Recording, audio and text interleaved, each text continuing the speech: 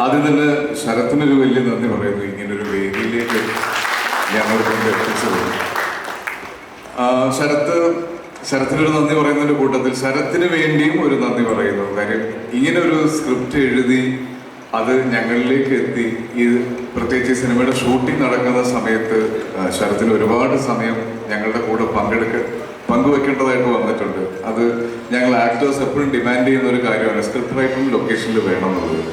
അപ്പോൾ അതിന് സൗകര്യം ചെയ്തു കൊടുത്ത ഡിപ്പാർട്ട്മെന്റിലെ എല്ലാവർക്കും ശരത്തിന്റെ പേരിൽ ഞാനൊരു നന്ദി പറയുന്നു. പിന്നെ ഞാൻ ഇവിടെ വന്ന് താഴെ വൈറ്റ് ഹൗസ് സാറിൻ്റെ റൂമിലിരിക്കുമ്പോൾ സാറ് വളരെ എക്സൈറ്റിംഗ് ആയിട്ടുള്ള ഒരു ഒബ്സർവേഷൻ ഞങ്ങളോട് പങ്കുവച്ചു. മലയാള സിനിമയിൽ കാണിക്കുന്ന പോലീസ് വേഷങ്ങൾ എപ്പോഴും ജെന്യുവിൻ ആണ്, എപ്പോഴും ഒറിജിനൽ ആണ് എന്ന് അദ്ദേഹം ശ്രദ്ധിച്ചതിനെ പറ്റി പറഞ്ഞത് ഒരുപാട് സന്തോഷം തന്നൊരു കാര്യമാണ്. കാര്യം ഒരു സമയം വരെ പോലീസ് വേഷങ്ങൾ ചെയ്യാൻ എനിക്ക് ഭയങ്കര മടിയും പേടിയുമായിരുന്നു. കാര്യം ഞാൻ കണ്ട് ശീലിച്ച സിനിമയിലെ പോലീസുകാർ എപ്പോഴും ഭയങ്കര മസിലുള്ള, 6 അടി പൊക്കമുള്ള, ഭയങ്കര സ്റ്റൈലിഷ് ആയിട്ടുള്ള പോലീസുകാരായിരുന്നു. പക്ഷെ റിയൽ ലൈഫിൽ ഞാൻ അങ്ങനെ ഒരു പോലീസുകാരനെ കണ്ടിട്ടില്ല. യൂണിഫോം മാറ്റി കഴിഞ്ഞാൽ സാധാരണ മനുഷ്യരെ പോലെ തോന്നുന്ന, സാധാരണക്കാർ പോലെ ഇടപെടുന്ന പോലീസുകാരെയാണ് ഞാൻ കണ്ടിട്ടുള്ളത്. അപ്പോൾ അത്തരത്തിലുള്ള പോലീസുകാരന്, ഒരു പോലീസ് ഓഫീസറിന് ചെയ്യാനുള്ള ധൈര്യം എനിക്ക് തന്നത് കുറ്റവും ശിക്ഷയും എന്ന സിനിമയുടെ സ്ക്രിപ്റ്റ് റൈറ്ററായ സിബി സാറാണ്. സിബി സാർ ഇപ്പോൾ DYSP ആണ്. സാറിനെ കണ്ടു കഴിഞ്ഞപ്പോഴാണ് എനിക്ക് തോന്നിയത് ഞങ്ങളെപ്പോലെയുള്ള സാധാരണക്കാരനും പോലീസിനെ പോലെ അല്ലെങ്കിൽ ഒരു പോലീസ് ക്യാരക്ടർ ചെയ്യാൻ പറ്റും എന്നുള്ളൊരു കോൺഫിഡൻസ് തന്നത്.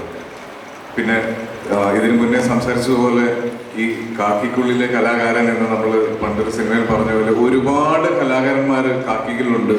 ഈ ഒരു യൂണിഫോമിലേക്ക് എത്തിയെന്നതുകൊണ്ടോ അല്ലെങ്കിൽ ഈ ഒരു പ്രൊഫഷനിൽ എത്തിയെന്നുകൊണ്ടോ മനസ്സിലെ ആഗ്രഹങ്ങളൊന്നും മാറ്റി വെക്കാതെ ഇപ്പോഴും സിനിമയിൽ ശ്രമിക്കുന്ന, അല്ലെങ്കിൽ സിനിമയിൽ അവസരങ്ങൾ കണ്ടെത്തുന്ന, അല്ലെങ്കിൽ സിനിമയിൽ തൻ്റെതായ സ്ഥാനം ഉറപ്പിച്ച ഒരുപാട് സുഹൃത്തുക്കൾ എനിക്കിന്ന് ഫോഴ്സിലുണ്ട്. അപ്പോൾ അവർക്കെല്ലാവർക്കും ഒരു മുന്നോട്ടുള്ളൊരു പ്രചോദനമായി ശരത്ത് മാറട്ടെ. ശരത്തിനും ഇനി ഒരുപാട് സിനിമകൾ ചെയ്യാൻ പറ്റട്ടെ, ഒരുപാട് നല്ല സിനിമകളുടെ ഭാഗമാകാൻ ഞങ്ങൾക്ക് എല്ലാവർക്കും പറ്റട്ടെ എന്ന് പ്രാർത്ഥിക്കുന്നു. Thank you so much. നമ്മുടെ ഇന്നത്തെ വിശിഷ്ടാതിഥി എന്ന് വിശേഷിപ്പിക്കാവുന്ന, സത്യത്തിൽ ആരും ഈ കലാകാരനെ ഇതുവരെ തിരിച്ചറിഞ്ഞു. നമ്മുടെ ഈ സിനിമ ഹിറ്റായപ്പോഴാണ് ശരത്ത് എന്ന കലാകാരനെ നാം തിരിച്ചറിയുന്നത്. കാക്കിക്കുള്ളിലൊരു ഹൃദയമുണ്ടെന്ന് പണ്ട് സന്മനസ്സുള്ളവർക്ക് സമാധാനം എന്ന സിനിമയിൽ ശ്രീനിവാസൻ പറഞ്ഞ ഡയലോഗ് ഞാനിപ്പോൾ ഓർത്തുപോവുകയാണ്. ഇന്നിപ്പോൾ ഇതിനുവേണ്ടി ക്ഷണിക്കാൻ വന്നപ്പോൾ ഞാൻ ശരത്തുമായിട്ട് ചില കാര്യങ്ങൾ ഇങ്ങനെ ഞങ്ങൾ ചർച്ച ചെയ്തു. ഏതായാലും ഈ ഒരു പരിശ്രമം വിജയിച്ചതിൽ സന്തോഷമുണ്ട്. പ്രത്യേകിച്ച് നമ്മുടെ കാക്കി കുടുംബത്തിൽ നിന്നുള്ള ഒരു അംഗം, അദ്ദേഹം തിരക്കഥ എഴുതി ഹൃദയസ്പർശിയായ ഒരു കഥ രംഗത്ത് വന്നതിലും അത് വിജയിച്ചതിലും അവിടെയും നമ്മുടെ അഡീഷണൽ SP സൂചിപ്പിച്ചതുപോലെ 100 കോടി ക്ലബിലേക്ക് ഈ സിനിമയും എത്തട്ടെ എന്ന് ആശംസിക്കുന്നു. ആസിഫ് അലിയെ സംബന്ധിച്ചിടത്തോളം ഞാൻ ആസിഫ് അലിയുടെ ഒരു മികച്ച വേഷം കണ്ടത് ഞങ്ങളുടെ നാട്ടിൽ വെച്ച് ഷൂട്ട് ചെയ്ത സിനിമ ഓർഡിനറി, ഗവിയുടെ പശ്ചാത്തലത്തിലെടുത്ത സിനിമയിൽ ആ ഒരു വില്ലൻ കഥാപാത്രമായി മാറുന്ന ആസിഫ് അലിയുടെ ഒരു മറ്റൊരു രൂപം നമ്മൾ കണ്ടു. പിന്നെ കോട്ടയം നസീറിനെ ആ പേര് കേൾക്കുമ്പോൾ തന്നെ മലയാളികൾ ചിരിക്കുന്ന ഒരു കലാകാരൻ.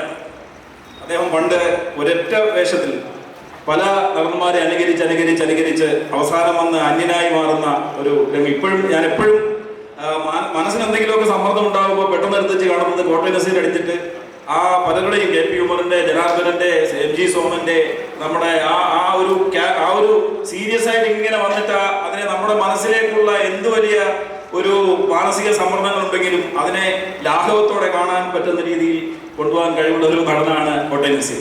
അതുപോലെ തന്നെ നമ്മുടെ സംവിധായകൻ കുടുംബമാണെന്ന് എനിക്ക് തോന്നുന്നു, ജിസ്ജോയി, അതേപോലെ തന്നെ നമ്മുടെ നിർമ്മാതാവ് അരുൺ, എല്ലാവർക്കും എല്ലാവിധമായ ആശംസകൾ അർപ്പിക്കുന്നു.